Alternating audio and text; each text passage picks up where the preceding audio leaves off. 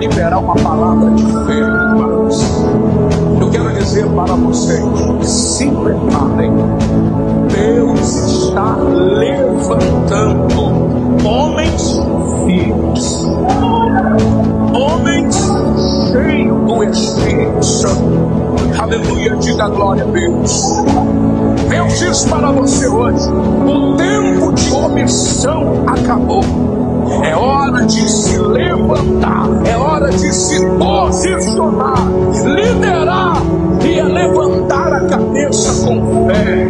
Aleluia, é hora de guerrear, diz o Senhor, porque a Bíblia diz em 1 Coríntios capítulo 15, versículo 58: sejam firmes, inabaláveis e sempre abundantes na obra do Senhor. Gideões, levante a cabeça, porque temos muitas almas para conquistarmos para Deus nessa terra.